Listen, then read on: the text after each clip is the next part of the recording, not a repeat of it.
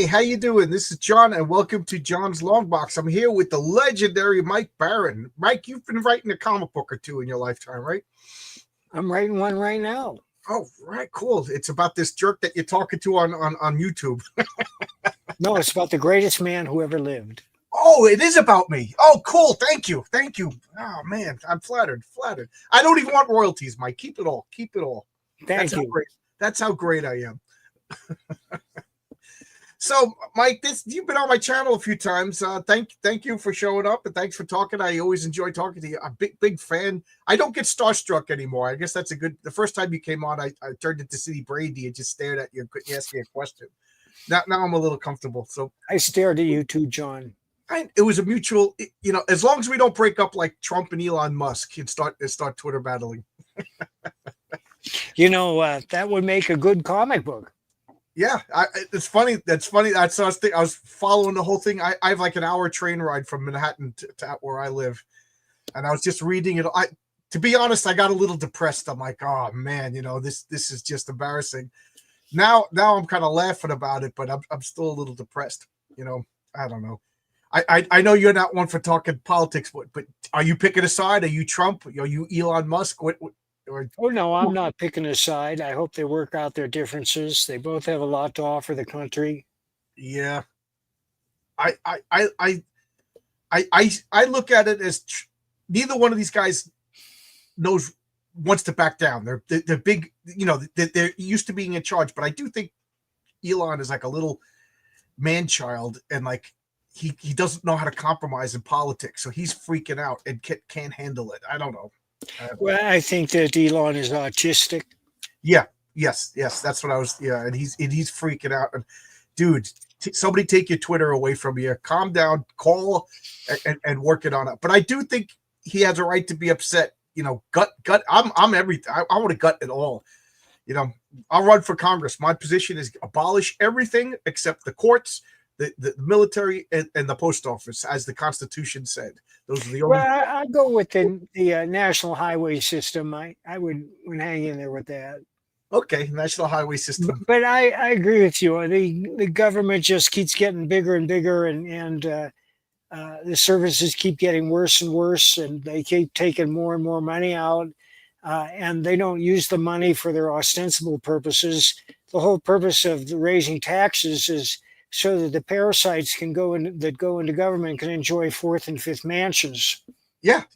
You're gonna tell me we give Harvard what's the word, an endowment or whatever the word is, and then they pay Elizabeth Warren $400,000 to teach 2 classes. You're gonna tell me that's not money laundering or kickback or whatever word you want to use? Let's not get into the deep weeds there. Don't get me started. Oh, Let's stick to the arts. Send the private American out there to fix the problems. Funny you should mention that. Yeah. Oh, okay. So are we gonna see the private American versus Elizabeth Warren? I will buy 3 or 4. No. You're never going to see that, but you are going to see Private American again. Oh, good. I for those of you who are watching my channel don't know the Private American, you want to tell people what it is? I love it. Well, I created Private American because I was disgusted with what Marvel was doing with the Punisher. They just didn't know what to do with the character, or maybe they did, and it repelled them and repulsed them because they're not patriotic, and they don't care about the sovereignty of this nation. When you first meet Marcos Martinez, who's a Cuban American, and like many immigrants of this country, he's more patriotic than homegrown citizens. A lot of That's them. the truth. And when we first meet him, he lives in Texas. He's former military, and he can no longer stand idly by. And this was during the last presidential administration. Millions of child traffickers, drug smugglers, terrorists, and Chinese military poured across the southern border. So when we first meet him, he's intercepting a human trafficker down on the southern border in a rather convincing fashion.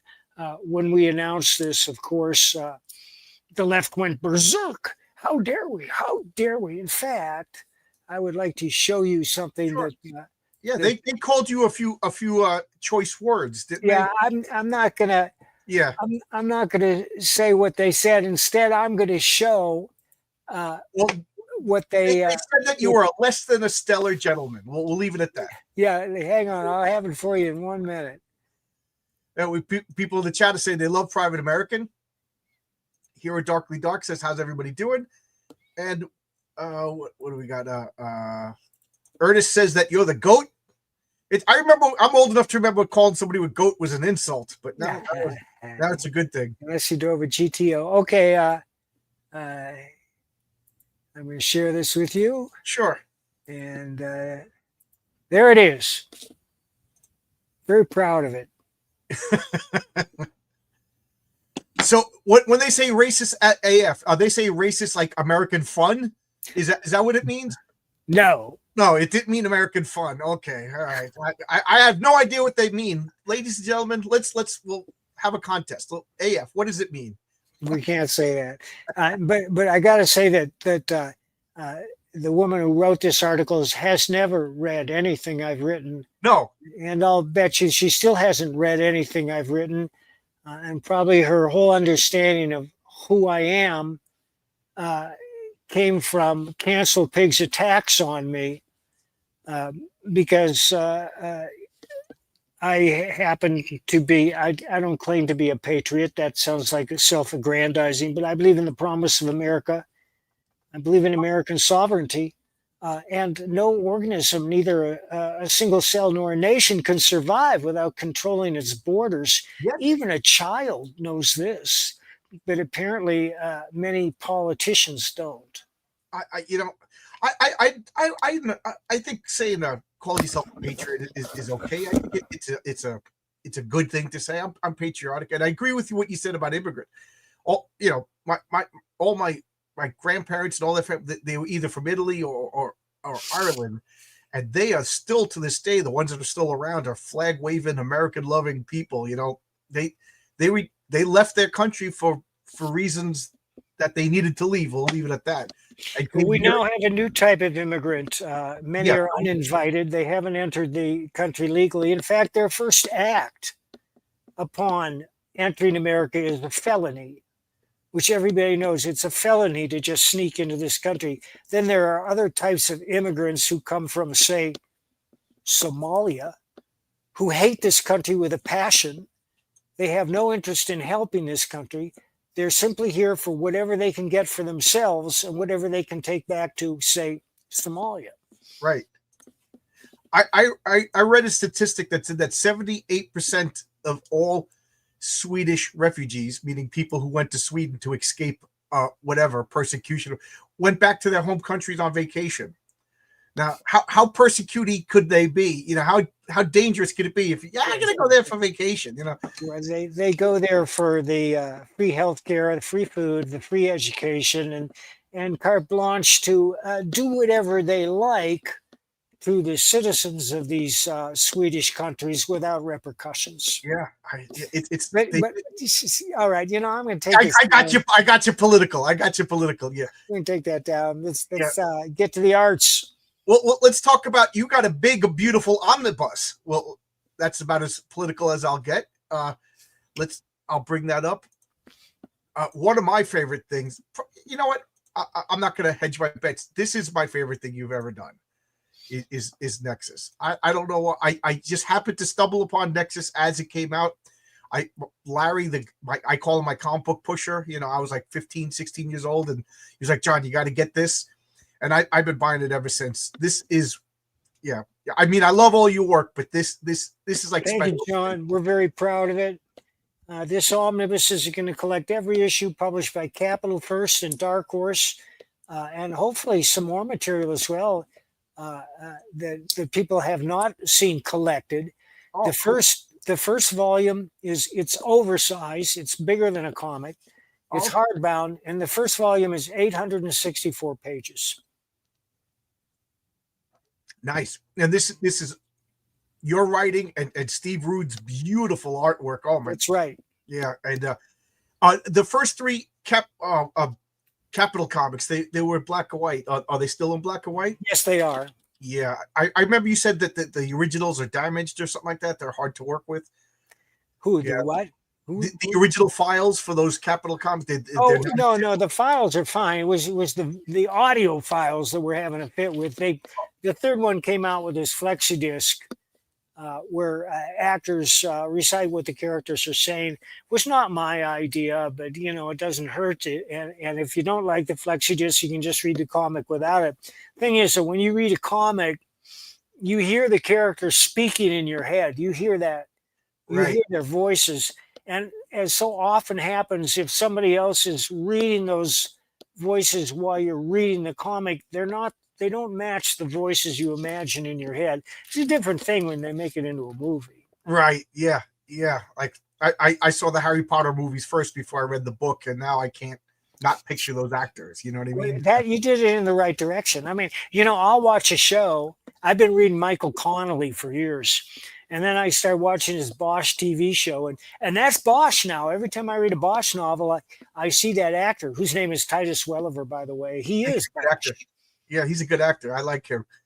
I know what you mean. Like if I read a book first and then see the movie, I can't enjoy the movie. I'm like, I change this. I You- can. I mean, it's just that you read the book, you loved the book. Now it's being made into a movie. I want to see the movie. one of the exceptions is the Lord of the Rings movies, because I knew that they couldn't keep it exactly the same. It's just too impossible. But Some of the greatest movies ever made. I love those movies. But I got to say, Marvel movies. You'd think I'd hate comic books with how critical I am about those movies. You know what I mean? That's not what Jack Kirby wanted. Oh, now I'll ask you. Out of all the TV, you did the Punisher for a long time. What is your favorite live adaptation of the Punisher? Well, none of them are my favorite, but I thought that Ray Stevenson was the best Punisher. And I think John Bernthal is a very good Punisher. I'm so glad you said that, because I went to go see. I think it was my 40th birthday. Me and a couple, Larry from the old, we got all the comic book, and we saw that movie together. And it was just a fun movie. Ray Stevenson was awesome. The script needed some work. The script was silly. It was a silly movie, but Ray Stevenson was a great Punisher. Yeah, he is good at everything he does. I'm glad you said that. Because I've been the champion of Ray Stevenson as the Punisher. Not Dolph Lundgren. That wasn't your favorite. Who? Dolph Lundgren in the made-for-TV. I have to say I've never seen that movie. Have you seen RRR? RRR is that the Indian movie? Yes. I want to see that. It's on my Netflix list. I heard it's awesome. Ray Stevenson's in it. It's brilliant. It's brilliant. It's a great action movie and a musical. Oh, okay. It's a musical too. That I didn't know that. But that's like Indian over the top ridiculousness that looks like so much fun. It works. Yeah. Let's talk about this. Comments are coming in. Yeah, there was a flexi disc that came with the comic, and I never played the disc on my turntable, but you could go to YouTube and listen to it. Somebody recorded it and played it on YouTube. Yeah, great show. Bosch. Yeah, you talked about Bosch last time you were on. I remember last time you were on, you were talking about there's been several attempts to turn Nexus into an animated project, but it's never came to completion. Is that true, or am I misremembering? Well, it's been optioned several times. However, due to circumstances, it never got made. Yeah. Getting options, really. Chuck Dixon talks about that all the time. He says he's been optioned so many times that he just tells them, I'll option it to you for $1, but you got it for 6 months. That's funny. Chuck, did you see A Working Man? Yeah, I did. My wife, it was funny because we went to go see the Chosen TV series in the movie theater. Then we went out for lunch, and then we went back to see A Working Man. So it was Jesus in the morning and Violence in the afternoon. And my wife loved both of them. That's great. Yeah, Working Man was fun. Yeah. So I ordered the book. I watched the movie first because Chuck even says that there's big differences in the movie, and he says, "Well, no kidding." Yeah. Oh, yeah. Of course you read it. Well, your book, the biker meets Levon Cade, right? Don't you have like a shared novel? That's true. In Biker number 10, Seventh Son, Josh Pratt teams up with Levon Cade to stop some drug smugglers down in Arkansas. And if you've never tried a biker novel, try them. You're going to be addicted. They're one of the best men's adventure series going. And when I say men's adventure series, I don't mean it's all testosterone and violence, because Josh is now engaged and about to be married. In fact, in the latest novel, which I just turned in, he does get married, and there are a lot of other big surprises there. But the thing that makes Josh unique is he's a reformed motorcycle hoodlum who went to prison and found God in prison and comes out determined to turn his life around. And he's not a wisecracker. He doesn't speak very, very much. He's very close-mouthed, which differentiates him from every other wisecracking detective out there. They all love to crack wise. That's with Philip Marlowe. We all love Philip Marlowe. Yeah, And Robert Parker Spencer, he was just constantly making gags. But that's not the way Josh is. He speaks, when he speaks, he makes it count. Nice stoic Avenger. Yeah, and only about a third of the books have to do with motorcycle gangs. The rest is Josh solving people's problems, often as a fish out of water. The third novel, Not Fade Away, a woman hires him to prove that a great rock star willed this song to her before he died, because she hears it playing on an insurance commercial. And she said, that's my song. They have no right to do that. So Josh sets out on a seemingly impossible quest to prove that she is indeed the rightful owner to the song. It takes him to Hollywood and a lot of other places you wouldn't expect. Wow, that's a really interesting premise. That's pretty, you know. Do you like read the newspaper? Because I'm getting to Florida Man, because you know that's I read the Florida Man stories, but only because they're on the net. They're unavoidable. The reason I wrote Florida Man is every time I went online, there was a new Florida Man story. And finally I said, all right, I get it. I'll turn this guy into a novel. And now there are 3 Florida Man novels, and I'm working on the 4th. And there are 2 Florida Man graphic novels. I guarantee you will laugh out loud. Anybody looking for my graphic novels, go to baroncomics.com. Yeah, I'm really critical about comic book humor. For the most part, it's not funny. The exceptions are, I can list on one hand. It's like Mad Magazine, Gru the Wanderer, and Florida Man.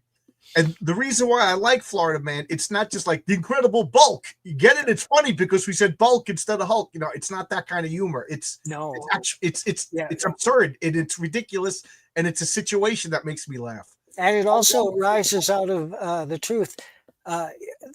The best humor is absurdity, and these things have to rise organically out of the story.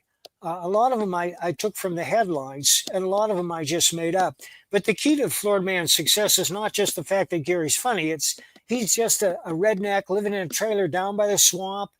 He likes to get high. He likes to get drunk. He's been in and out of trouble his whole life with the law, minor shit. But he's got a heart of gold, and he'd give you the shirt off his back. And that's the saving grace, and that's what gives the likable depth. Yeah. I don't know. I need to like a character. Like, I don't need to see myself in a character. And I don't want to see myself in Florida Man. Too bad, John. Yeah, you know what I mean? But I want to like a character. And, you know, right now I find that there's so many unlikable characters. Like The Boys. You know, as much as I like Garth Ennis, I don't want to watch that show because there's just, you know, nobody is likable. Like, the world is pretty unlikable. Yeah. I would not know. Yeah, Nexus has some pretty good absurdist humor. You're absolutely right. Yeah, there's some humor in there. And Punisher has humor. And you know the thing, even the darkest story has flashes of humor, or should, because if it's unrelievedly bleak, it's going to leave the audience with a sick feeling in their pit of their stomach. And I'm thinking of Blood Meridian by Cormac McCarthy. But that aside, Shakespeare understood this too. Even Schindler's List has a couple of jokes. Yeah, Schindler's List wasn't as funny as everybody told me it was. Well, no, it's not exactly a laugh riot, but I mean, there is humor in there. I was working at a coffee shop next door to a movie theater when Schindler's List was playing, And I used to say that's the Schindler's List look. People would come in to get coffee and they just had this like 1,000-yard stare, and they're like, Yeah. get a cup of. And I was like, oh, did you see Schindler's List? And they're like, yeah. I'm like, that movie wasn't funny. Who expected it to be funny? Well, that was the joke. I would say that, and I got Oh. fired from that coffee shop for saying that's my stupid humor. I got to get this about a Florida man. Who would be the opposite? Which state would be the opposite of Florida man? Maine. The main man. So Lobo. There you go. Lobo is the The main person of indeterminate sex. There you go. Yep. People want to know. Have you heard from Kelsey Shannon? No, but I've assembled a team and they're prepared to go down into the tunnels.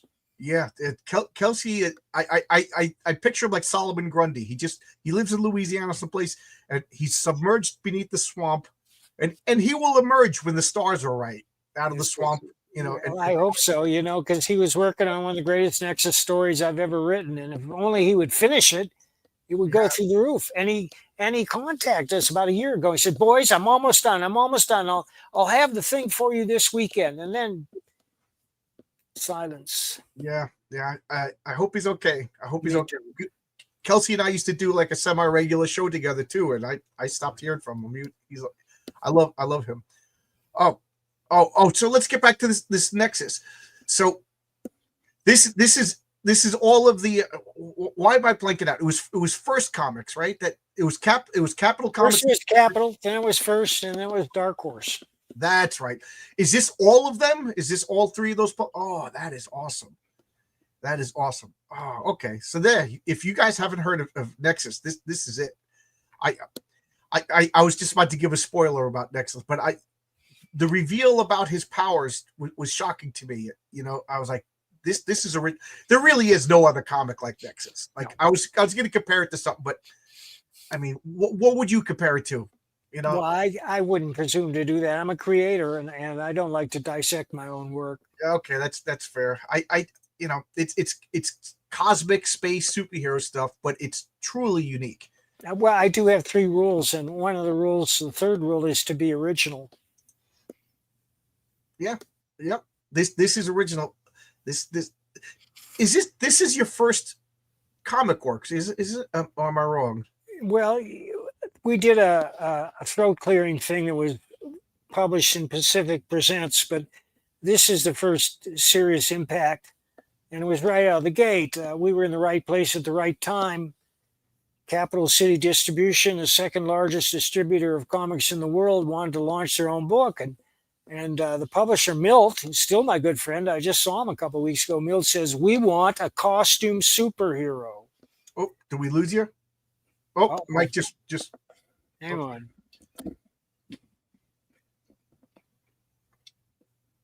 You got. I'm just looking down at your tiers. So you got the signed edition bundle. Can you hear me? Yeah, I can hear you. You froze for a second.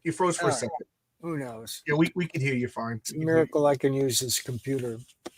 You and me both, man. I'm not a boomer, but I play one on TV. Yeah, look at this. This is just gorgeous, guys. The art alone is so good. We're very proud of it. Yeah, you should be. It really is. It really is one of the best indie comics of all time. You know. Well, thank you, John. What is it fair to say that First Comics was an indie comic? I mean, is anything that's not Marvel or DC indie comics these days? I think we use. Well, yes, no, I don't think Dark Horse is, because they went on to control major franchises like Aliens. And what else? And they started putting out their own movies, and likewise Image. I mean, Image was doing G.I. Joe. Right. IDW did G.I. Joe. I think once you start handling a major franchise like that, well, it depends on how you define it. Some people say, well, anything that's not Marvel or DC is independent, and I can sympathize with that point of view. Yeah, I feel once you get like Hollywood movies made of your stuff, you're not really independent anymore. Like your mates, but it doesn't matter. First Comics is gone. And they were a really good publisher. They did so much good stuff. First is still here. Oh, it is still around? They are a boutique publisher, but they do put books out. In fact, they recently put out a brand new 7-issue run of Badger. Oh, I didn't know that was still around. That's good news. See, I have a book. I have a box here I could rip open and show you if you want. Sure. All right, hang on. Let's look at some good stuff. I will just say that First Comics to me was when I was a kid, the first comic book company that I just got obsessed with besides Marvel and DC was Comico. That was because of the Elementals, Bill Williams Elementals. And then from them, my comic pusher, the owner of the store, got me into Nexus. And then there was like Badger. I'm maybe I'm misremembering. My mistake, boys. No blogs. Oh, was Scout also First Comics, or was that Eclipse? That was Eclipse. That was, but Eclipse and First was such good publishers. So good. They did put out notable works. Yeah. First also put out John Sable. Yep. And Mike Grell's Grim work. Jack. Can you imagine John Sable today? A gun enthusiastic hunter? That would just freak people out. No, I don't think so. I think there's room for that sort of thing. Just read Private American. Yeah, there you go. Private American. And we have a new Private American. It is written, and it's a thermonuclear bomb. If you like the first, you're going to love this one. It is insane. Do you got a time frame for that one? Well, no, but we do have Richard Bonk is going to illustrate it again, and he's just getting started. But it's probably not going to appear this year because we have such a jammed schedule. After we get through Nexus Omnibus, we're going to do Bronze Star #2. Ah, that is awesome. Pat Broderick is one of my favorite comic book artists of all time. And this is the greatest work of his career. It's just mind blowing. I through you, I asked if I could get his contact, and he did the cover for my comic. He did the That's right. I recall that. Yeah. What gentleman? What? And then I met him last year at Graham Nolan's cigar party. It was like meeting Clint Eastwood. You know, he's just there with his beard and his cowboy hat. Yeah, it was. Okay, I'm going to show you a page from Sure. from the new Bronze Star. Yeah, sure. And this is going to blow your mind because, I mean, to see this work from an artist of any age, and yet to see it at Pat, and this is his latest work, and he just keeps getting better and better. Yeah. You know who he reminds me of? He reminds me of like Sam Elliott, right? He does. Yeah. He's just, hello, John and Mr. Barrett. I've always thought Nexus had a cool look, especially the visor, but I don't know a lot of. Does his name have anything to do with his powers? Well, it has to do with the intersection of humanity and alien.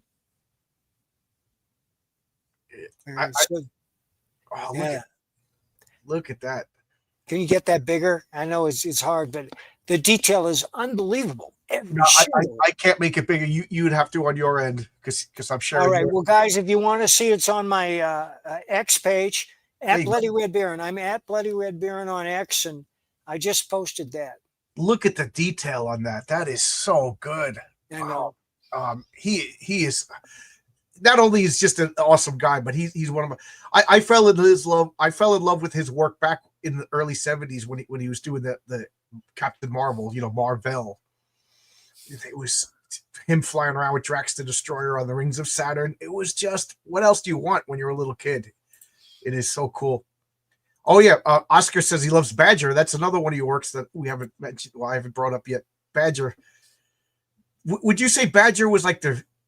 I'm trying to think of the timeline. Was he like the oddball tough guy before like Wolverine? Wolverine was kind of like. Oh, I have no idea. Yeah, but Badger. Talk about a crazy person. And what I liked about Badger is he stopped wearing a costume. He was wearing jeans and like regular clothes. As long as he had Sometimes. that. Yeah. Absolutely love Bronze Star.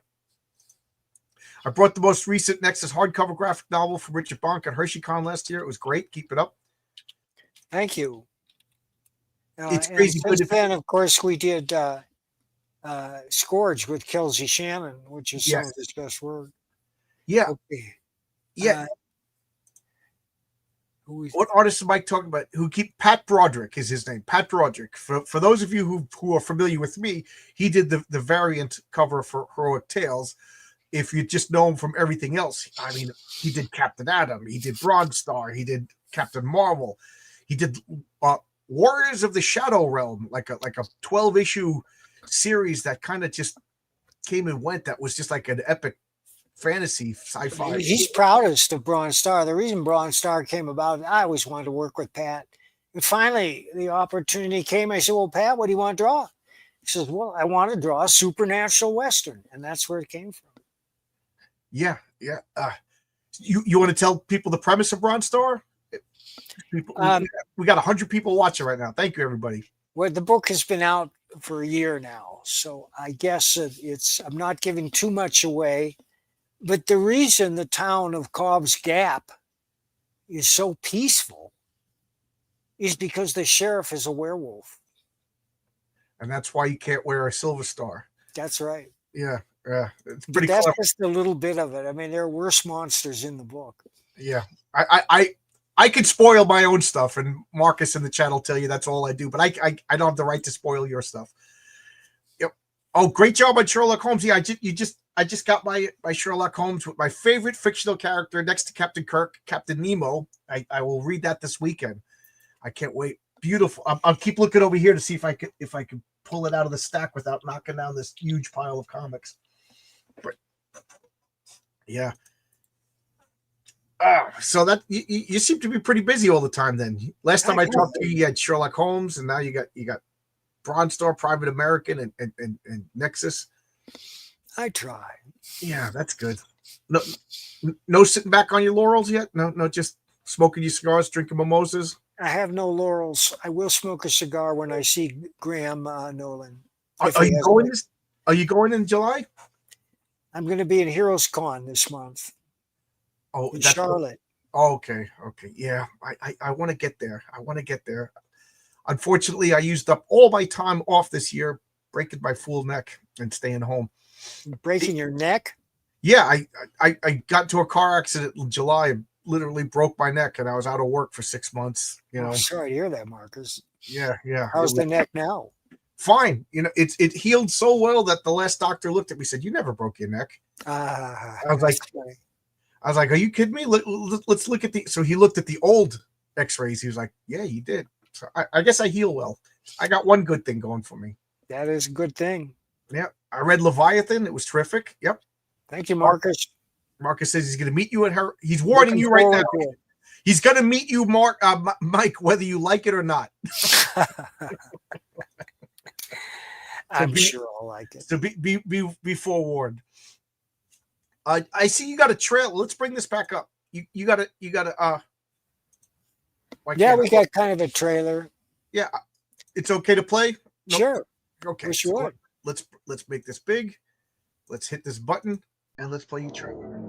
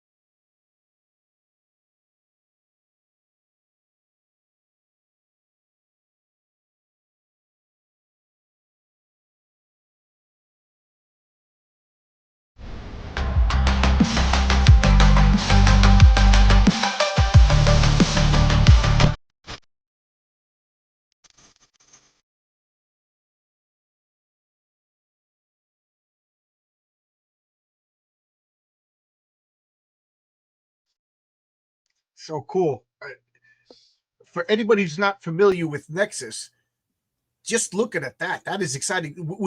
Is it fair to say like Alex Toth or Toth, I never know how to pronounce it, is an inspiration for some of the look? It certainly was for Steve. Yeah, it's so good and it's so classic looking. It's like timeless. It is. You look at a lot of like sci-fi that was written 10, 20 years ago. It's dated, but not Nexus. Yeah, the design of Nexus is absolutely great, so iconic, and it stands on its. Yeah, it doesn't. It Toth, as in both. So it's Toth. Okay, I've been saying it wrong my whole life. Who? Travis McGee. Everybody's talking about Travis McGee. He's the reason I'm writing. Who's Travis McGee? He Oh, was a character created by John D. MacDonald. You may not know the name, but you've all seen Cape Fear, which is based on a novel he wrote. In fact, there are two versions. Josh Pratt is my attempt to do a Travis McGee type character. oh, okay. That's the biker. All right. John McDonald. Okay, Yep. that yeah, people like it. But guys, back, you're not gonna be disappointed. Nexus is so good. Such a unique comic. I could say this a million times, but it's the truth. There's no other comic like it at all. I really am surprised that it's not a movie. You know, great series of novels. You go and Torchbearer. He has a comic coming out. Looking for the Thug pretty soon. Thank you, Torch. Yep, he's pretty good. So I think you were mentioning that you're going to come back with the Badger. He's going to show up. Well, we again? do have a Badger graphic novel that's written, but it keeps getting pushed further and further to the back of the line as more appealing and commercial projects fill the queue. And I say that because I think that Bronze Star, there's a big audience waiting for that now, in view of the reception that the first one got. And Private American is more relevant than ever because the recent change in the regime of this country and the governance breathed new life into it. And you're going to wonder, how are we going to do that? Because the border is closed now. Well, wait till you see how we do it. And so there are still plenty of challenges left for Marcos. Yeah. Strike while the iron's hot, right? Give the people what they want. Bronze Star, everybody's talking about Bronze Star. They love it. And Private American. Yeah, you raised a little bit of a hellstorm when that comic came out. You saw what. Well, not you. They are. We know who they are. Yeah. Like you said, they didn't even read it. Oh, can you do that? The quarters? I haven't seen that since Happy Days. How many quarters can you do? One. Where to go? Oh. And once. I can only do it once. That was big in the late 70s. I remember we would stack them real high. We would all do it in the boys' bathroom because the nuns didn't like us doing it. There'd be quarters spraying all over the place. They bring back memories. We got Logic's finest over here. Mike Barron, you sir are a legend. What are your 5 favorite novelist authors across all genres? Oh, guys, I couldn't name just 5, but I will say John D. MacDonald is one of them. Michael Connelly, perhaps.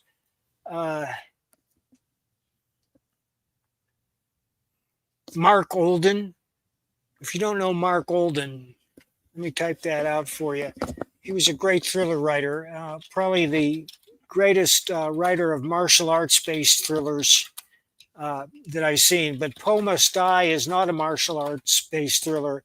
It's a brilliant fantasy. Failed to post. Let me try that again. Are you putting a link in there? No, I'm not. I'm just putting the name of the author and the book. Now it's failed twice. Oh, you piece of shit. All right, let's just do with the name. Put it in the private chat and I'll cut it and paste it and throw it in. There's the name, and here's the name of the book. Okay, there you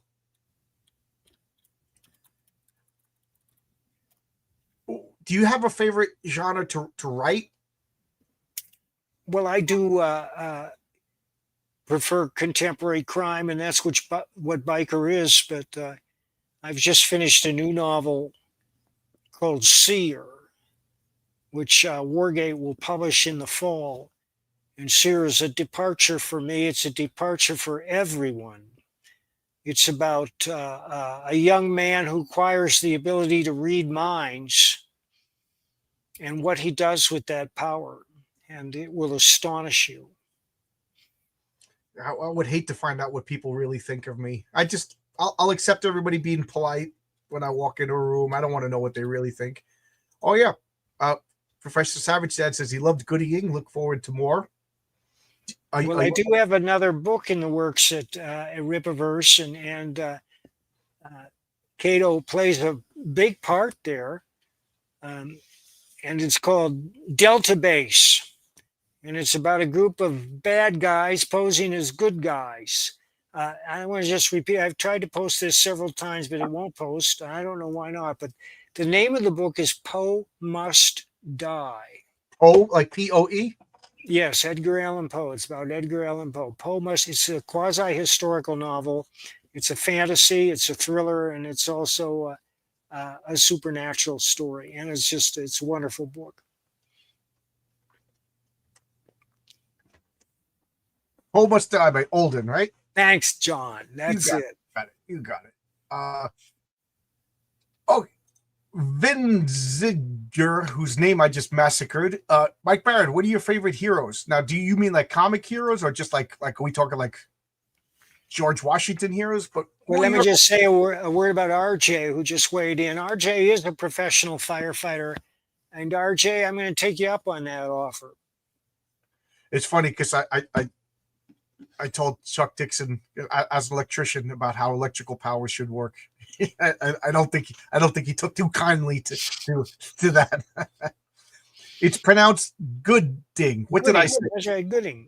I thought I said it right. Yeah. I mispronounce things all the time.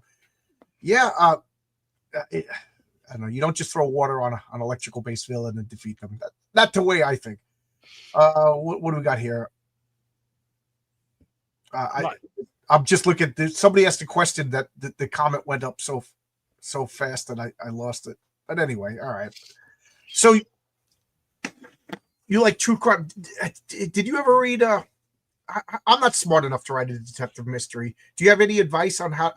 I would like to do a detective mystery, but I'm just too much of a dummy. What advice would you give a stupid person like me? John, I'll send you an essay I wrote called "What's Your Story About?" Because somebody's going to say, well, what's your story about? And when that happens, you have to be prepared. And that means you have to think about it and write it down and work on your explanation. It doesn't have to be long. It should be on a page or less. It can be a paragraph. But the whole purpose of what's your story about, it's got two purposes. One is to guide you as a kind of a mini outline. But the second and most important purpose is to excite the reader, so that when he reads what your story is about, he puts it down and says, holy shit, where do I get the book? And there's a whole art to it. And there are a lot of examples in that essay. In fact, it's up on my Substack, folks. I have a Substack column. It's mikebarron.substack.com. And if you go there and you type in, what's your story about, it'll pop right up. And if you want to write books, I recommend reading that essay. I write about writing there a lot of advice for people. I have 3 rules. I formulate my own rules, which I've learned the hard way over the years. And the first rule is to entertain. Well, duh, but you're shocked at how many people don't care about entertainment at all. And are you talking about Marvel Comics lately? Yes. Yeah, you like you said. You think that would be a no duh, right? Well, if you got a message, if you got a social message you want to get across, you can do it. If you can write first. And the 2 examples I always point to are To Kill a Mockingbird and The Gates of Wrath, The Grapes of Wrath, because those are exciting, involving books where you care about the characters. And that's the most important thing. Because if you don't care about the character, if you don't care about what happens next, you're not going to turn the page. And once you hook them with a story and with a character, then you can deliver your message, which brings us to rule number 2, show, don't tell. You don't lecture the reader about what a pig is and people in the Quagos should have rights and so forth. You have to show, and both those books do show that. To Kill a Mockingbird shows racial animus in the South.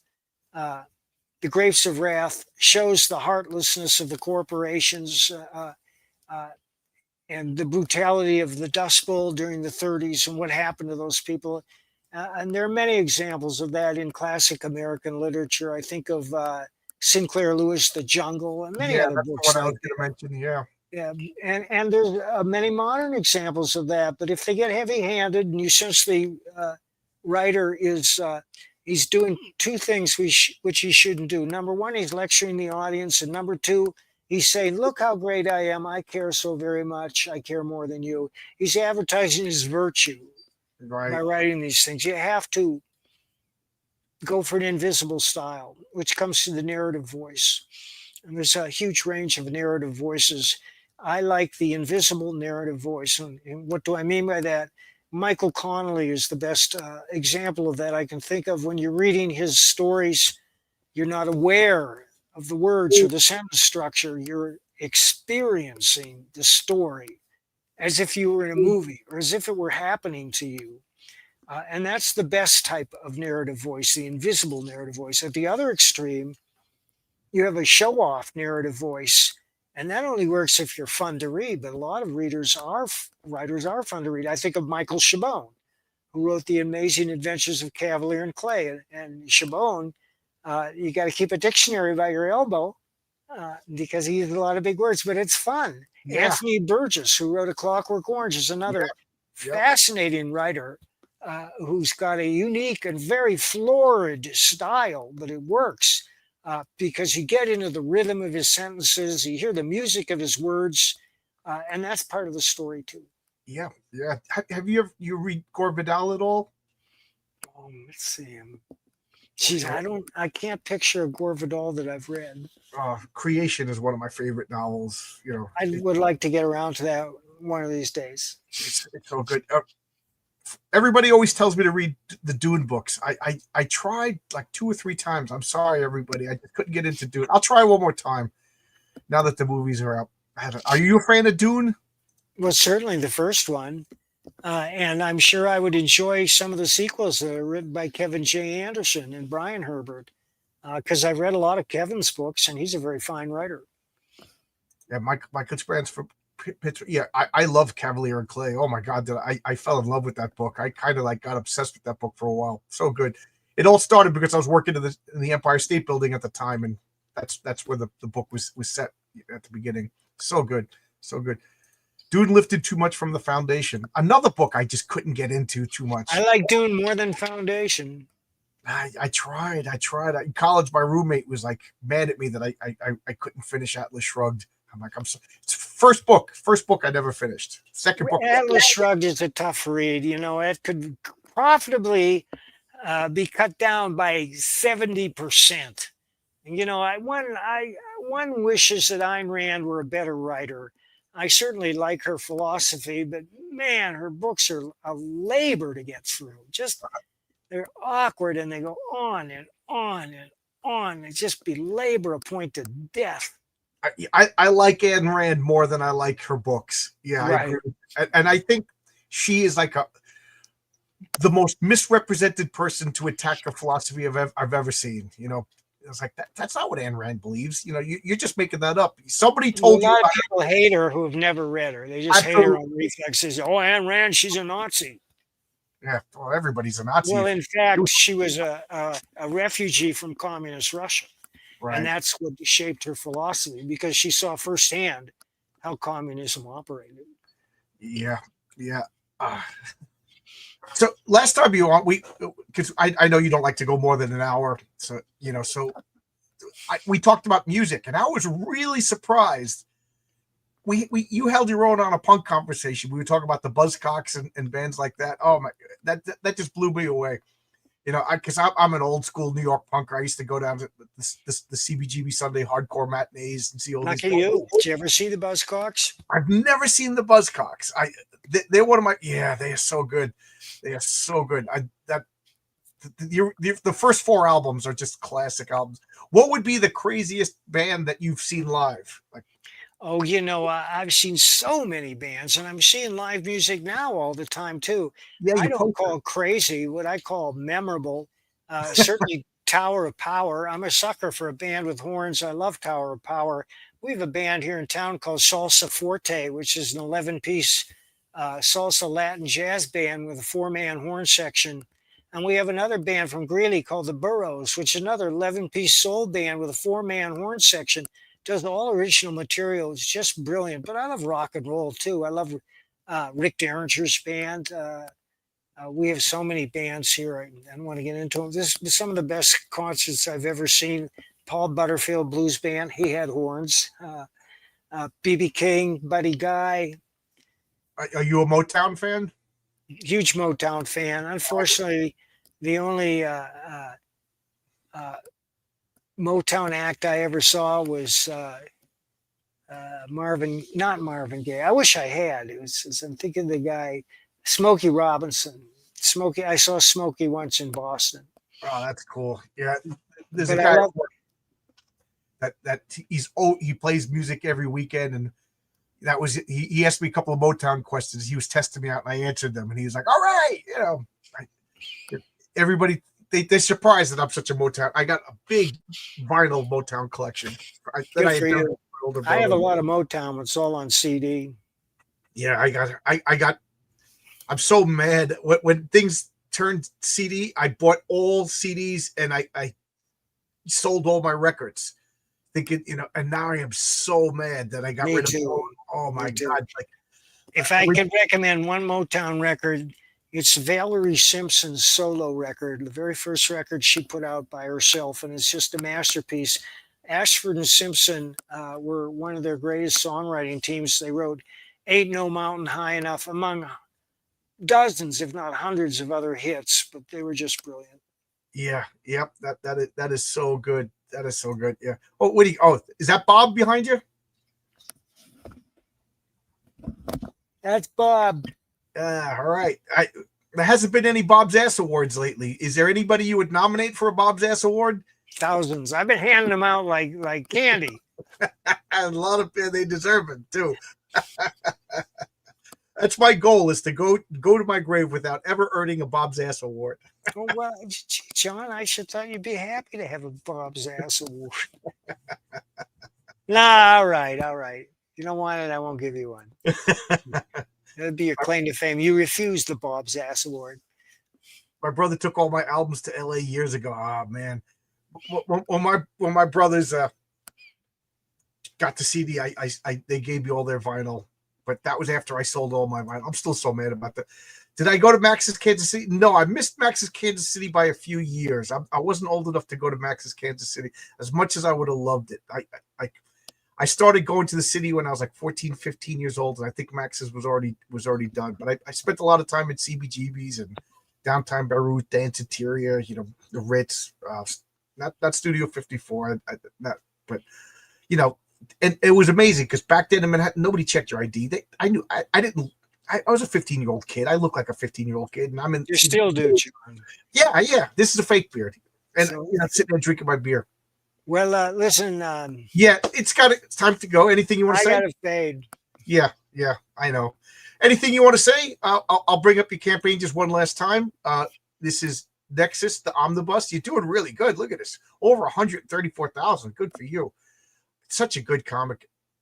Thanks, guys. Thanks for all the supporters. All I can say is the new material I have coming up is going to blow your mind, especially Bronze Star and Private American. Yeah, I can't wait. I'm a big fan. Your stuff is an instant buy for me. Thank you, John. Thanks. Good talking to you again. See ya. Bye-bye, everybody. Bye.